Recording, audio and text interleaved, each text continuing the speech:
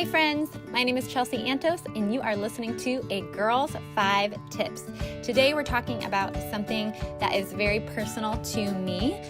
We are talking about my 5 tips for dealing with anxiety. And this is something that really hits home for me. Might be a little emotional. I'm going to try to keep it under 20 minutes, but I can't promise anything.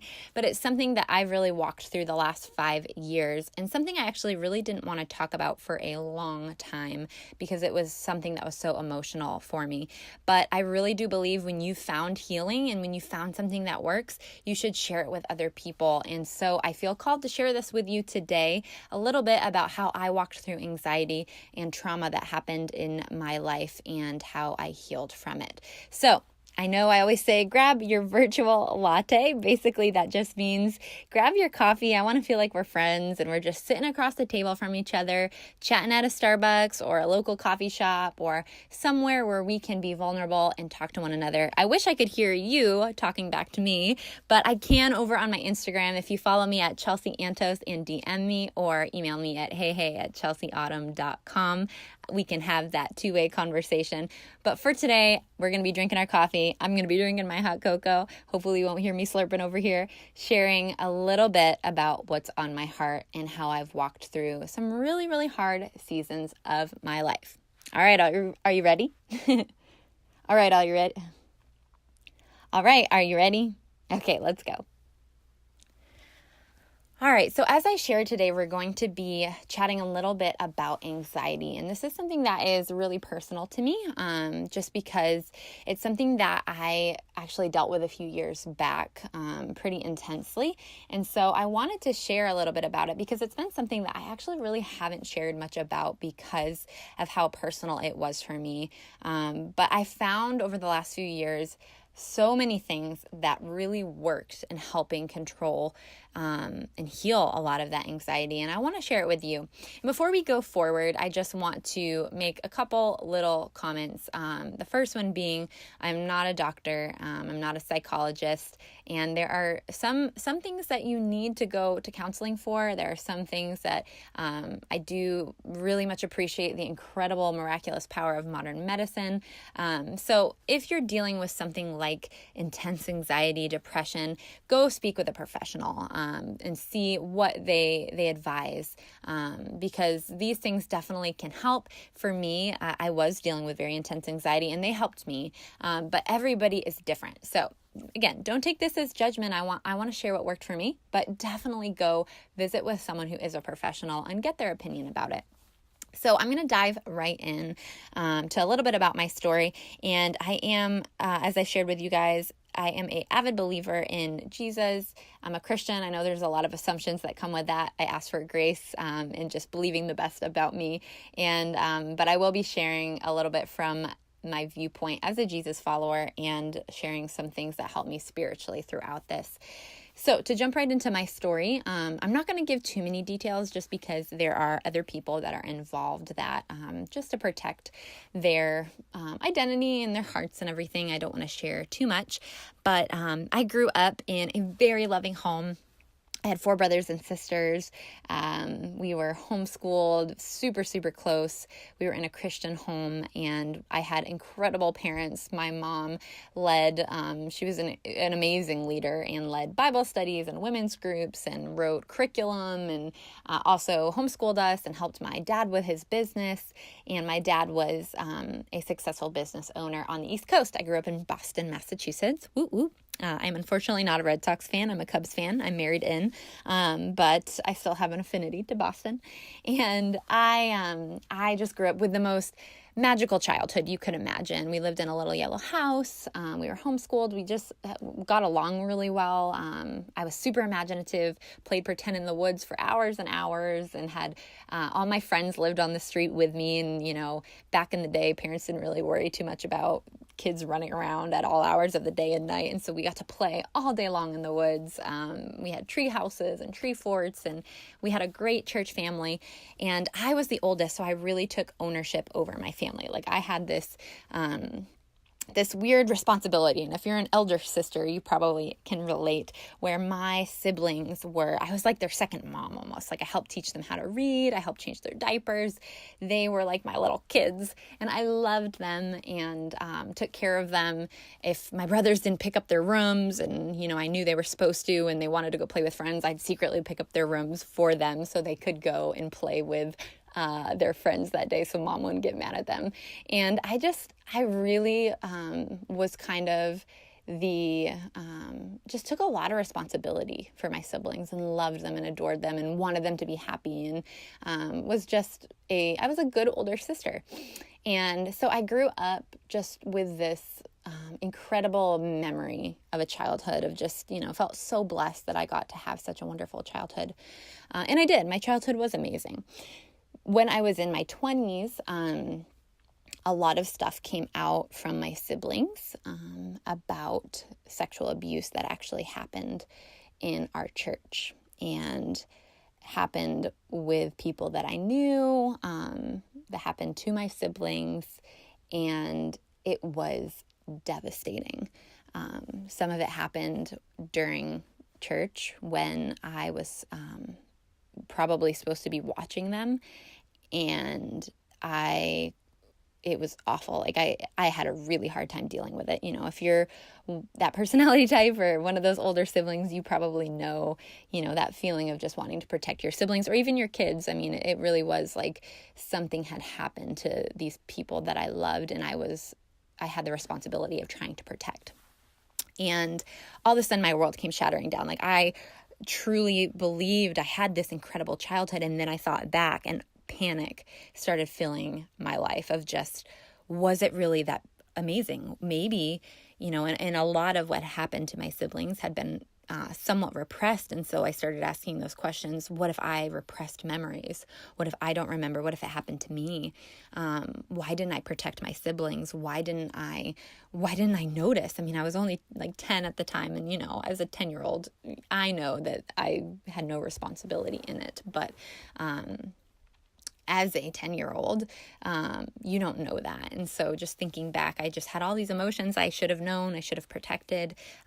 What if it happened to me? What if I couldn't remember? Maybe it wasn't as good as I thought. And this whole beautiful life that I helped create when I was a kid with my parents and my siblings, it felt like a lie. And so I started dealing with really intense anxiety and panic attacks. I had never had a panic attack in my life. And I just started just getting dizzy and woozy and passing out and getting sick. And I could not figure out what it was from. And then I, after a lot of research, figured out, oh my gosh, this is a panic attack. I'm having panic attacks.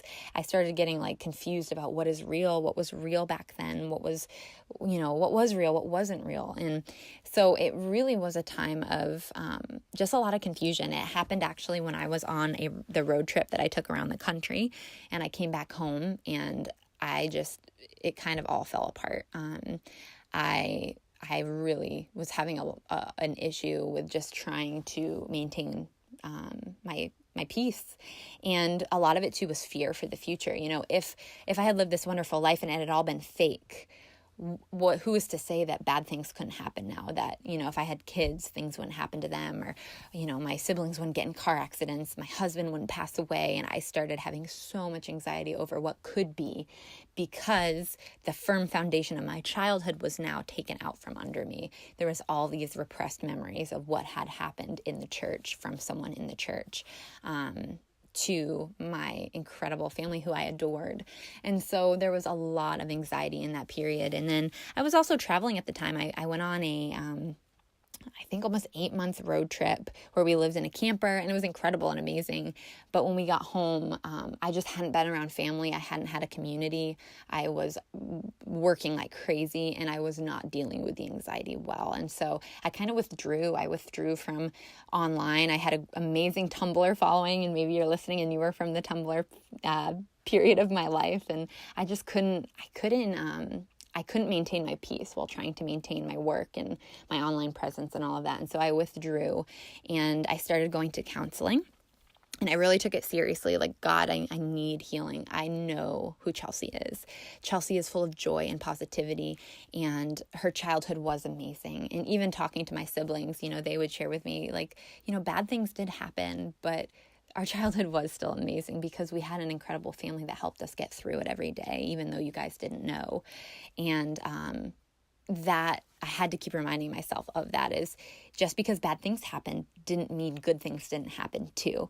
And this was a season of my life to get things right, to figure out, how to help control the anxiety and heal from the anxiety. And so I went to counseling and I considered going on medication and things like that. And again, no judgment if you are on medication. I think that's incredible that there are so many amazing, powerful medicines out there that can help us. But I wanted to try just going more of a natural route first and then seeing if that was something I needed to do. And it really, doing these 5 things helped me tremendously just heal from this trauma that happened to me. And you know what? Everyone's trauma is different. You might be listening to this and you might be like, oh my gosh, I've been through so much worse, or wow, that's horrible. I've never been through something like that. And everyone's trauma and everyone's experiences are different. Trauma can just be something that incredibly affects you and kind of rips the carpet out from under your feet, or the rug out from under your feet, and makes you question who you are, what you stand for, if anything's real. And so I was, going to counseling for trauma that I experienced with my siblings from being a young age. And so I started going to counseling, like I said. Sorry, I feel like I'm repeating myself a lot. I told you guys this one would be a little unpolished and personal. Started going to counseling, and I started getting things, just getting some things in place in my life that were incredibly helpful. And these things were not overnight. So I just want to say, like, if you're doing 1 or 2 of these things and you do them for a few days, they don't work. I mean, anxiety is a powerful thing. Trauma is a powerful thing. It rewires your brain, and you can rewire it back after trauma, but it takes work. And it took me, I would say probably about a year to get to a place of feeling confident in myself. And I can honestly say 3 years later, I am completely healed of that trauma. I'm still heartbroken over what happened. There's still moments of anxiety, but I don't live in a state of anxiety where even in the good moments, I'm worried. And before, that's real anxiety, is even when something good is happening, you just feel sick. You feel like there is this cloud hanging over you of, an ominence of something that's going to come. And I don't feel that way anymore. I'm healed from that. And I believe that these steps helped that in that healing process, but they took a good couple of years. And so if you're dealing with mild anxiety or even more intense anxiety like I was, I really truly believe these can help you. They should be coupled with whatever your counselor or psychologist they recommend, but I do believe they can help you. And I believe that we have a responsibility to ourselves to really make sure that if we are dealing with trauma or we are going through some sort of anxiety, we're putting the right things in our body to help supplement ourselves during that time and balance ourselves out. So here are my 5 tips for dealing with my anxiety, and hopefully these will help you.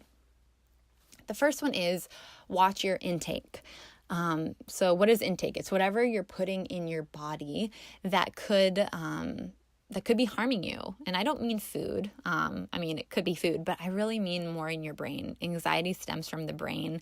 It stems from just a rewiring after something bad generally happens. At least the kind of anxiety that happens after a trauma, where your brain really rewires itself to go to question everything and to worry about everything. And so you can be putting things in your brain that can be aggravating that anxiety. And so controlling what you're putting in your brain becomes incredibly important. So some tips for what I did during this time is, and I've mentioned this in a previous podcast, is I really controlled my social media. I found that social media was starting to trigger a lot of anxiety for me. I'd be scrolling and I'd see an article about, 2 boys found dead in a ditch, and I just would start panicking, and I would have to go lay in my bed and watch New Girl for 3 hours to try to get myself out of that zone. And I didn't realize until later, until a lot of intentional searching, is I was putting in things that I don't need to know about. Back then, we had about 200 people in our social circles. And now, I've got 2,000 friends on Facebook. I have 30,000 followers on Tumblr and thousands of followers on Instagram. And it is, our circles are so much wider. And so now we hear about everything. And I'm not saying, you can't protect yourself from everything, but you can protect yourself from the mass amounts of information and news that we get right now that our bodies are not meant to handle. So what I did is, I got a Facebook app, that hid all of the news articles on Facebook. During the election, I got an app that hid all mentions to the election. If I wanted to go search articles on Google, I could, so that way I stayed educated, but I didn't need to see heightened emotions from people. I also I went through my friends list, and I didn't unfriend people, but I unfollowed everyone that talked about things that were overly negative. And I only followed the people that were my close friends, that were pouring into me, that I knew had the same lifestyle as me, the same values, and were positive. This helped me so much. I also kind of banned dark movies and shows in our house. I used to watch, not bad things, but just shows that were more intense and that had a lot of drama and emotion in them. And I loved them. They were exciting. There was always a cliffhanger, but I found that it was triggering anxiety because there was always a cliffhanger. And I was watching these things at 9 o'clock at night with Ryan. And then I was going to bed and I was feeling that ominous feeling of something bad's going to happen. And I realized I just watched a whole show, where one of my favorite shows was it was a political drama, but there was torture in it and all kinds of stuff that my brain just didn't need in this season. And honestly, I still don't watch that kind of stuff because I know myself. My brain didn't need those things. It started triggering anxiety for me. So I removed dark movies, drama shows, things like that from my life. I unfollowed any friend groups that were overly negative and only kept the friends that I followed that were very positive people. And I blocked all news and I blocked politics from my Facebook. And now when I want to engage in news, I go to a healthy source and I read about it when I know my brain is ready. But I don't sit in bed in the morning and at night scrolling and reading New York Times murder stories. And I don't watch movies and shows or listen to music that has that kind of stuff in it because I just know my personality. I watch very lighthearted shows, I watch cartoons, and I watch things that help me find joy. And I can honestly say I have so much joy in my life, and this has helped me so much. All right, so watch your intake. Number 2, for the thing that helps me the most heal from anxiety, is community. I found when this anxiety started happening, I was on the road with Ryan and we had such an incredible time. But one thing we missed is for 8 months, we went from state to state for 3 days at a time. And then we moved on. We didn't have any community. Sure, we had friends online, but I mean the kind of community that you can just hang out in their house and watch The Office or make brownies together and talk about your goals and what you're dealing with, or you can cry together or pray together or ask for help when you need it. That was the kind of community I missed out on for 8 months, 8 or 9 months actually. And when I got home, I realized, oh my gosh, I haven't had a real conversation with someone other than Ryan, who Ryan's amazing, but I haven't surrounded myself with people that believe the best for me. And because of that, I don't believe the best for me. So we moved home, we got an apartment near 2 of our really close friends, and I took a lot of time off social media. And honestly, most of that year was spent going over their house, every Friday night, watching a movie, making brownies or playing gestures or just having fun with people in real life, not on social media. There's nothing wrong with social media, but when you're dealing with trauma, you need real life fun. You don't need screen fun. And so it just was really important. And I've continued to have that community, be in small groups with people. I just had a baby and all my friends came and visited me in the hospital. They made me food, they were there for me. And that in those anxious moments, you find, I think, the greatest support and joy when you can be with other people, share your thoughts, have them pray for you, and just pour into you, because we were made to be in community with one another. And we were made to have close-knit friends. That's why we all lived in little villages back in the day. Back in ancient times, we didn't live all spread apart talking to each other via email. We lived in community, and we supported one another through the hard times. It doesn't mean there weren't hard times, but when you go through them, having 5 close friends to lean on is invaluable, and they helped me heal. And those fun just afternoons hanging by the pool with them, and the late nights watching The Office, and just hanging out and eating guacamole, like just silly things that they weren't getting me ahead in life. They weren't making me more influential, but they were adding just so much meat to my life and to my soul, and I needed that. All right, so we're going to move on to tip number 3. I'm sorry, these are really more deep tips that I have a lot of opinions about and thoughts, because this is real for me, guys. And so I'm going to go a little long in this one, and I promise I'll keep the other podcasts short. I like to keep them short and sweet, but this one will be a little longer. So number 3 is physical health. That was one of the main things I needed to get right. I had been on the road for so long. Me and Ryan kind of were just like, we're fairly thin, healthy people, so it's easy to kind of trick yourself into thinking you are being healthy when you're not. And we spent 8 months not going to the gym. We hiked and stuff, but really we were in our camper and just working, and we just weren't physically healthy at the time. We weren't like making sure we were putting whole things into our bodies. And really, I wasn't sleeping. I was working so much on our road trip. I had founded a company, Trades of Hope, so I was trying to build Trades of Hope from the road. I was managing all the operations of Trades of Hope, and we had grown at that time past, we were a multi-million-dollar company in sales, and we were also planning, I did photo shoots at every state that we stopped in, multiple locations. We were planning speaking engagements. I was crazy, and I never slept. And so when we got home and I went to counseling, they really told me, you don't sleep. And no wonder you're experiencing like panic attacks and stuff. You're not sleeping. You're not exercising. You're not putting good things into your body.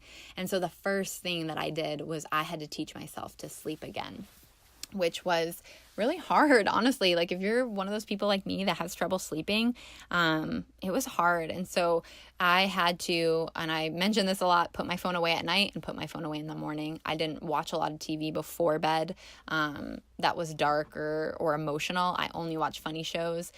Watching The Office helps me sleep. So we'd put on an Office before bed, we'd talk, and then we'd fall asleep. And if I woke up in the middle of the night, I would not go get my phone. I would pray, and then I would just fall. And at some point, I would fall back asleep. At the beginning, it took me a long time to teach myself how to go back to sleep because I was having anxiety at night. And but as it went on, my body learned how to sleep. And I honestly believe removing social media, because I know so many of you and me, we just scroll through social media in bed and in the morning, and it just feels good. I don't know, it's a release, and that was not good. It just put so much expectation in my heart and my mind, and expectation of bad or good things can lead to anxiety because it just triggers all of that stuff. And so that physical help was really important. I came home from the road trip. I started eating better. I started teaching myself how to sleep, and I started exercising again. And something God gave me during that time is I was just really struggling with sleeping. And I just was struggling with all of these things. I just felt like, God, they're not working. And, like I said at the beginning, it takes time if you've experienced trauma for these things to work. And God gave me this verse, and I'm going to share it. I don't know if it'll help you, but hopefully it'll help someone. It spoke to me so much, and I've kind of kept it as my mantra for taking care of my body since going through this. It's Proverbs 3, and it's verses 21 through 26. And it is the Message version, which I know some people do not like, but I love it. So it says, "Dear friend, guard clear thinking and common sense with your life. Don't for a minute lose sight of them. They'll keep your soul alive and well. They'll keep you fit and attractive. You'll travel safely. You'll neither tire nor trip. You'll take afternoon naps without a worry. You'll enjoy a good night's sleep. No need to panic over alarms or surprises or predictions that doomsday is just around the corner, because God will be right there with you, and he'll keep you safe and sound." So for me, like I always joke with Ryan, I don't nap. I don't sleep at night and I don't take naps. Like my mind is always racing. And part of that is a great thing about me. Like I love that I'm driven, but part of that is what was triggering the anxiety. And so when I read that, I just knew God was saying, keep doing this, Chelsie. Keep watching your intake. Guard common sense. Keep filling your life with community, just like those people did in the Bible who wanted wisdom. And keep taking care of your physical health, and I will help you sleep, I promise. And so I just love that. You'll be able to take afternoon naps without a worry. You'll be able to enjoy a good night's sleep. No need to panic over alarms or surprises. And that's the root of anxiety, is just doomsday predictions and just fear of bad things happening. And if you guard common sense, if you, do these things, they will help you sleep. They will help you not panic. And I truly believe that the Bible is full of common sense things that God has put in there that he knows about our body. And I know that this helps. And I just want to say one more verse that really helped me, just that kind of relates to the watch your intake number one that I talked about, was the verse in Philippians. And it's kind of a common verse, so you guys may know it, but it's Philippians 4:8. In conclusion, my friends, fill your minds with those things that are good and that deserve praise, things that are true, things that are noble, things that are right, things that are pure, lovely, and honorable. And again, that's why I don't watch dark shows. That's why I don't listen to music that has dark themes or is very emotional. When Satan tries to put things in my mind, like you're not good enough, Chelsie, or you're crazy, or you're dealing with all this crazy stuff, the Bible says dwell on what is true. And I have to remind myself, like, this is not true. I am not crazy. I am a child of Jesus. He loves me. He loves my family. Even though bad things happened, it doesn't mean good things can't happen too and didn't happen too. And I'm going to dwell on those things.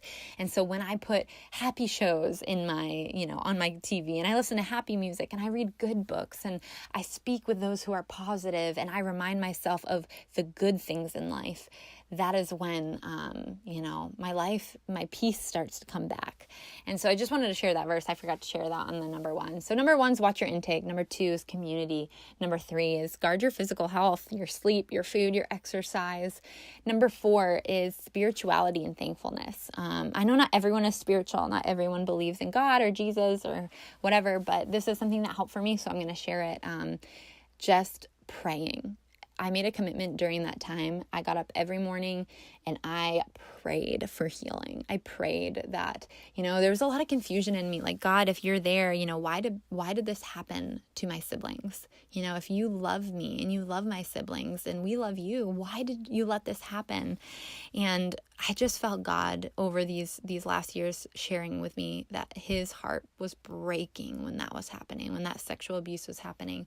His heart was breaking too.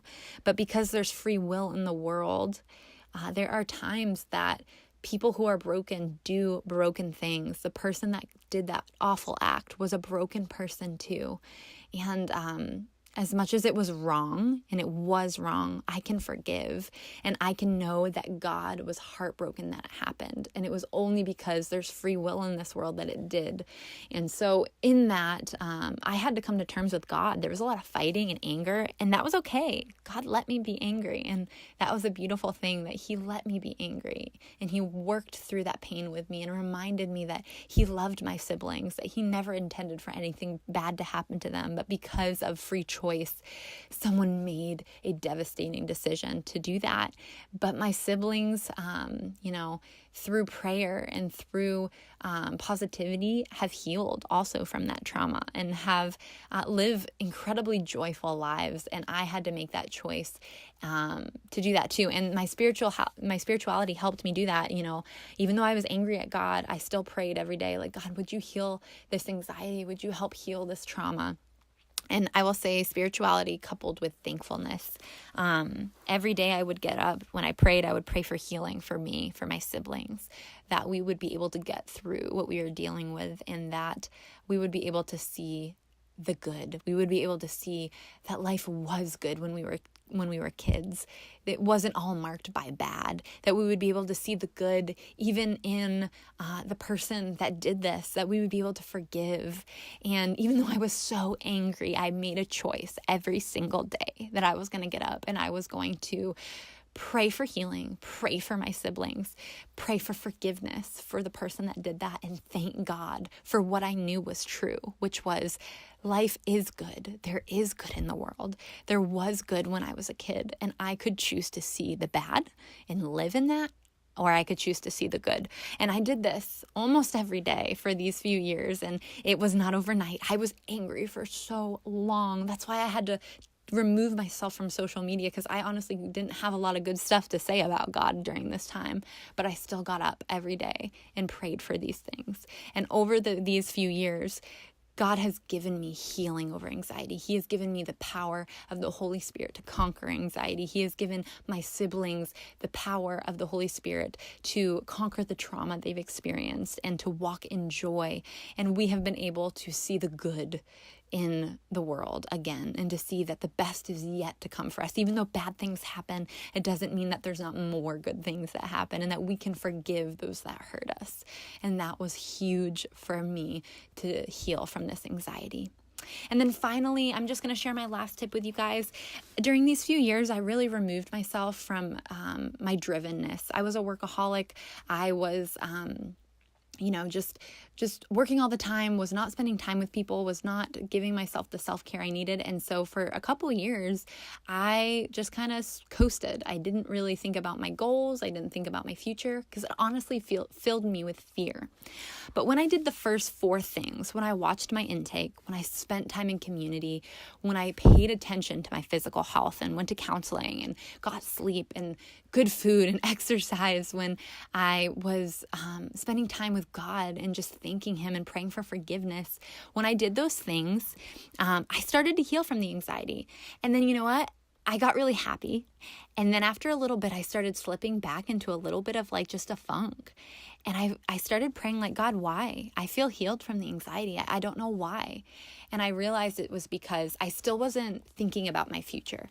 I still was so like traumatized by the anxiety that I had like shut off the dreaming part of my personality. Like I just was like, you can't dream anymore because you don't know the future. And when you're dealing with anxiety, you really have to live in the present to survive. And so I shut off the dreaming part of my brain.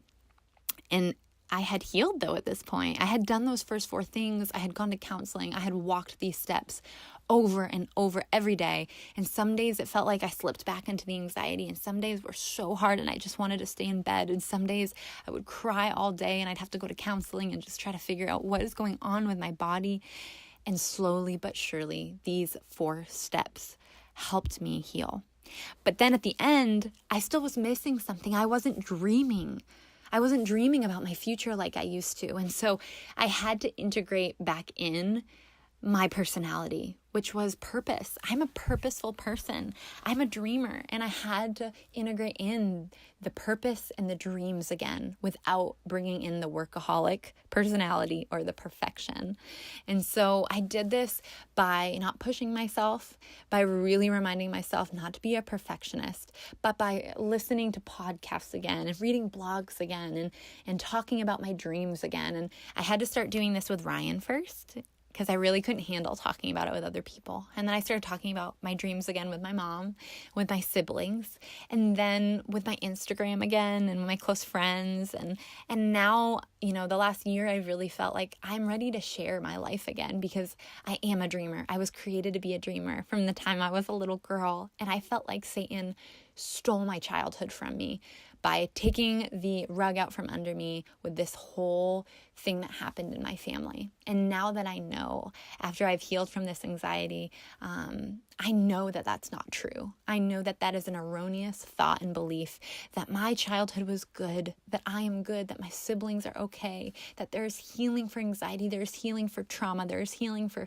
sexual abuse, and that if we take these steps to guard our hearts and our minds, because they are the most precious parts of our bodies, to be good stewards of ourselves, we can start to dream again. We can have purpose without perfection. And I truly believe that healing exists for you and for me if we do these things that I believe God set forth. God is a smart God, and he's a God of order, and he knows that these things truly can help us heal. What we put in our mind, guarding our hearts and putting in what's, pure and honorable and noble and good, being in community with people, just like, God called the disciples together. They needed one another. Having physical help, that verse in Proverbs that tells us he will help us sleep again, and thanking God, just giving him praise and thanking him for being a good God, even in the midst of hard things, and then allowing ourselves to dream again. So I hope this podcast helped you a little bit. I'm sorry. I know I rambled a little bit. I probably was all over the place. And I hope you felt loved by this, and these tips just helped you maybe deal with some of the things that you've been walking through. I'm just going to pray, because I truly believe in the power of prayer, and anxiety is such a huge topic. It's something that so many of us deal with because we live in a broken world. Trauma happens, but I do believe that through prayer and God's healing, we can heal from trauma. Our minds can rewire themselves back to where they were before, but it takes time and it takes steps. So let me pray for you as we close our podcast out. Dear Jesus, I just thank you for any person listening to this. I thank you for the individual girl or guy who's listening to this. I thank you for the unique way you've made them, for the incredible person you've created them to be, God. I pray for healing from whatever has happened to them, whether it's abuse or trauma. I pray that you know our brains. When trauma happens, our brains can rewire, but you've given us tools to help rewire them back, God. And I pray that the person listening to this would take these tools and would put them into practice and see if they work. God, I pray for healing over sexual abuse specifically, God, over physical abuse. God, I pray that you would heal the hearts of those listening, and that you would help them find joy beyond compare, God. I pray all of this in your name. Amen. And I just want to say that these last few years have been the hardest years of my life, walking through this struggle. But I also want to share that they've also been the happiest I've ever been. I can say now, coming out of all the anxiety, I would not change it for the world. There was a time that I said that I could never say that. I would never be able to say that I would be thankful for it. But I can honestly say I'm thankful for it, because I am so happy and so full of joy, because I know what it's like to not be. And I know the steps to take when I go through things that will lead to joy again. And so I hope this helps you just feel like you know the steps to take. Get a good counselor, walk through these tips with them, and share with me if any of them work for you. I think they might, and I hope they do. I love you guys. I think you're awesome. I'm praying for you. Have a wonderful, wonderful week.